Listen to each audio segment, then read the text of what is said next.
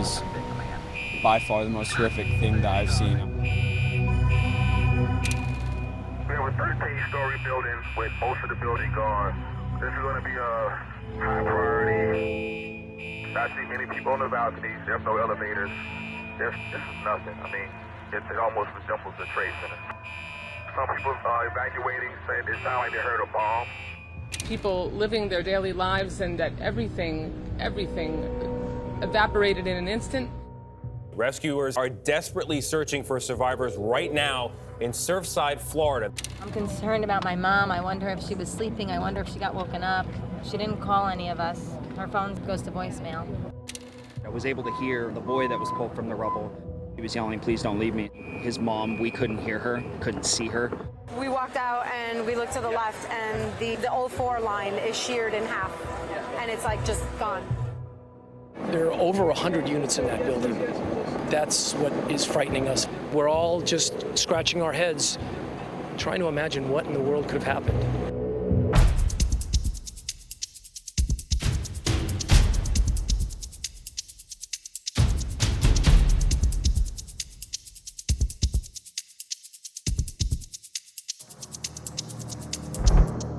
Good evening, I'm Lauren Pastrana.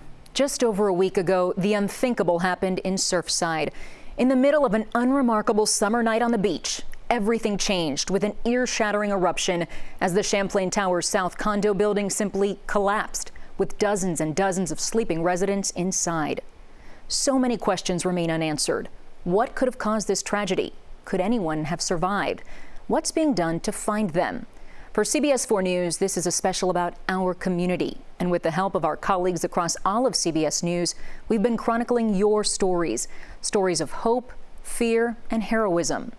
Tonight, through the eyes of family members, residents, first responders, public officials, and experts, we will seek some answers. But first, what happened on that fateful morning in Surfside? Here's CBS News correspondent Manuel Bojorquez.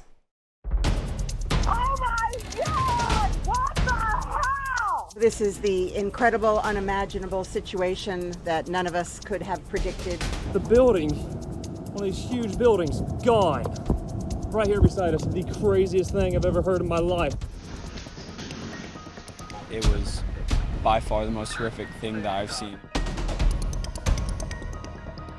It's very shocking. Literally, the entire half of the building is completely demolished. The building shook. And then I looked out the window and you couldn't see. I thought it was like a storm or something coming in. Oh my gosh. This is the most insane thing I've ever seen in my life. They're just now pulling up. Cops just getting here, firefighters, the first one here.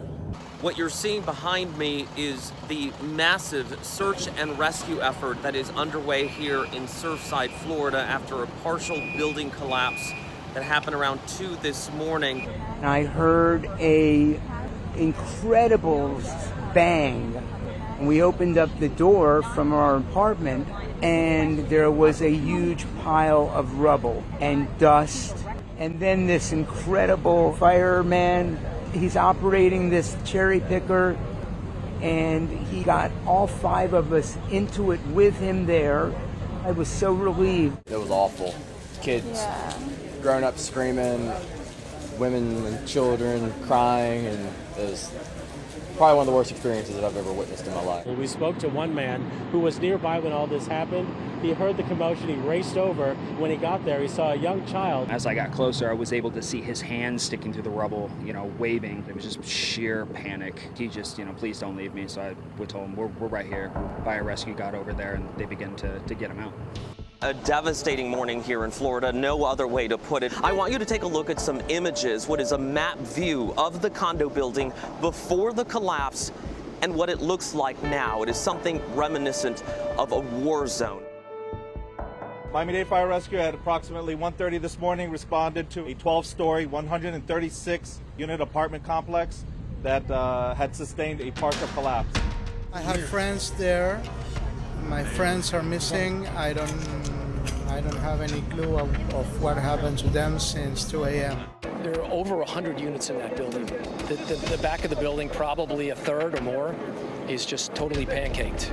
Very filled up building, and we're all just scratching our heads. I have friends that live there, and they have no idea because they were in the South Tower. There's no news yet. This is a very sad moment in our community, and especially the city of Surfside, when something like this actually happens. It is important that all your prayers go out to the family members and those that are suffering right now. They were on the side that collapsed? Yes, 10th floor, looking at the beach.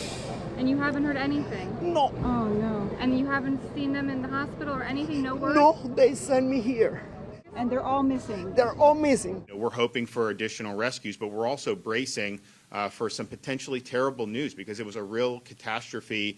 For that to happen at 1 in the morning, I mean, these are folks probably, and it was mostly occupied, and so it's a really, really tragic thing. Between firefighters and search and rescue crews, there are more than 100 people at the scene. This is dangerous work for them, work that will likely go on for days. They've heard what appears to be banging, but so far, no voices. Just pray. Look, having seen that building from the other side, we have to all pray. We're going to all continue to work, but we need everybody to continue to pray. Your mother, tell us what you know and what you're hoping for. What we're hoping for is that they'll find her quickly and that she's still alive, and, you know, we just want to be with our mom. Yeah.